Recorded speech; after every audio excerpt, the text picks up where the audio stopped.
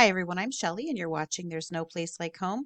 I'm back with another reading from the Iron Republic, and today we are going to be reading Chapter 3. The apprehensions of Captain Brent proved groundless.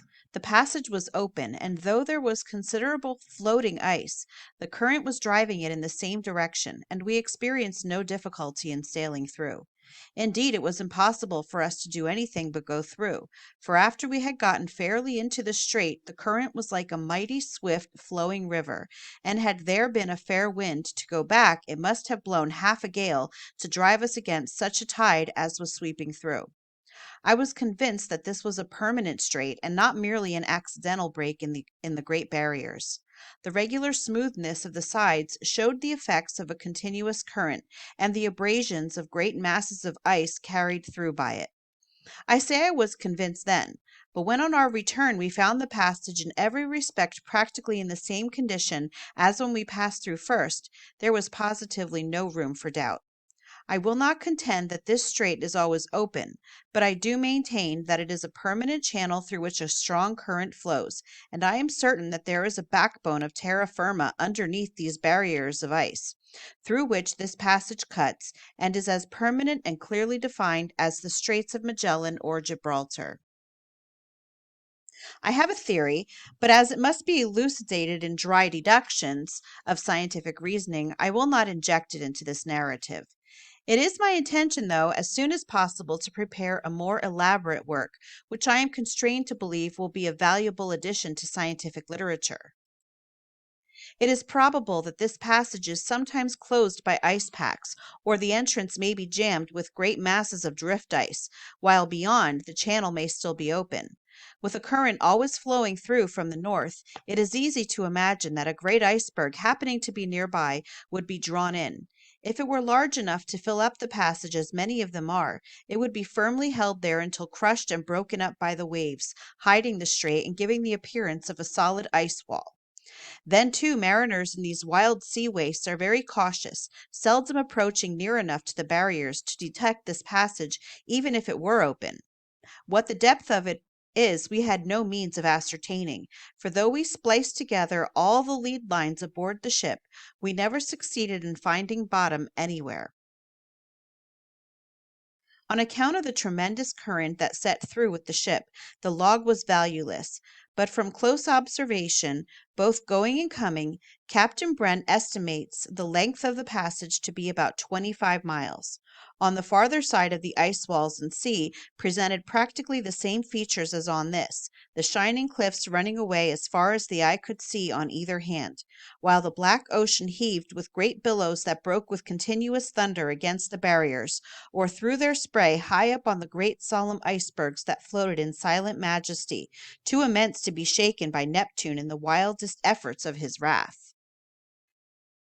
The sun, which had been rising but a little way above the horizon for some time past, disappeared entirely soon after we got into the open sea beyond the barriers. But when the air was not filled with sleet or snow, it was never really dark. The aurora australis, too, frequently lighted the sea with its weird, strange glow, so that it was easy for us to keep the frozen coastline in view. My object was now to circumnavigate this polar sea, sailing eastward along the south side of the barriers until we again came in view of Mount Erebus far off to the northwest. We then headed the ship due south, and soon sunk the ice-bound coast and mountain beneath the black horizon of the Antarctic Sea. My idea then was that we were in an open polar sea, ice locked all around, and we thought to sail directly across until we reached the barriers on the opposite side and thus obtain a knowledge of its extent. Shortly after we crossed the ice barriers, the needle became erratic, deflecting more and more every day until it entirely reversed itself. The weather was fair, and we detected this by the constellations, or we would undoubtedly have sailed out of our course and turned the ship around in following the compass. For weeks after we passed through Barrington Strait, as I have been egotistical enough to christen it. We had storms, snow, and ice, and the black ocean, through which we plowed, was in no wise different from that which extends from Cape Horn to Victoria Land, except that we noticed less ice, and met with no storms as severe as we encountered on this side, both going and coming. I will not weary the reader with the details of our long voyage in this hitherto unknown ocean. In the course of time, the sun again appeared, and as we drew southward, the sea became cleared of ice, and the cold moderated as it does in traveling from the poles to the equator. In vain we looked for the ice barriers, which we supposed surrounded us. Only the black open sea stretched on, and we held our course. There were no exciting incidents, and 4 months after passing the barriers, we were sailing in open seas out of the region of ice and snow, with the weather constantly growing warmer. 2 months later, we encountered driftwood, and not long afterward, seafowls appeared and grew more numerous every day. They first appeared on the starboard side, and as their number increased from day to day, including some that were unmistakably land birds, I expressed the opinion to Captain Brent that we were sailing parallel to some coast, and suggested that the ship's course be altered to make this shore. This was done, and evidences of land such as seaweed and driftwood became more apparent every day. My interest and excitement became so great that I could not be still a moment when awake, and could sleep but little. In a fever of restlessness, I walked the deck hour after hour and scanned the horizon for land, a perfectly useless waste of energy, as the man was stationed in the lookout, who of course would see the land long before it became visible from the deck. The weather was fine, and we were evidently nearing land of some kind. As night closed on the 20th of July, an illumination of some kind was plainly visible on the horizon off the starboard bow, and the vessel's head was turned toward it. My excitement was so great that I did not go down to my cabin for supper.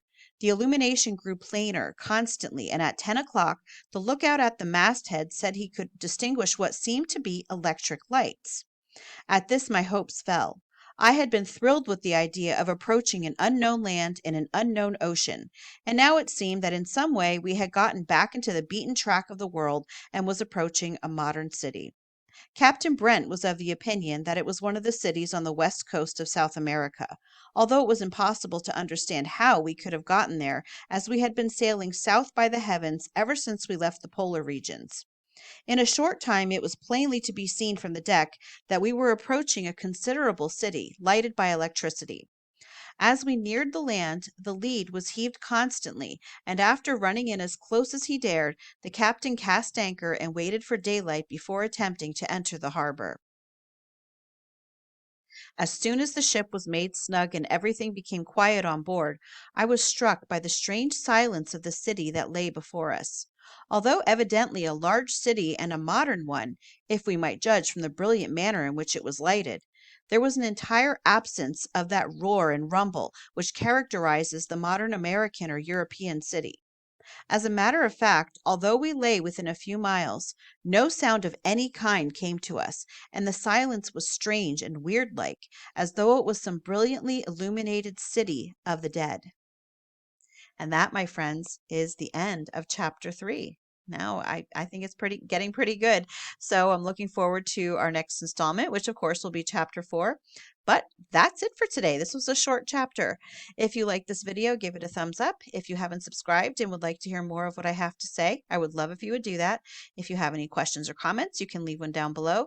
And if you like my work and would like to support my channel, I will leave a link in the description for my channel membership, or you can just click on that right on my channel page. And I hope you have a great day.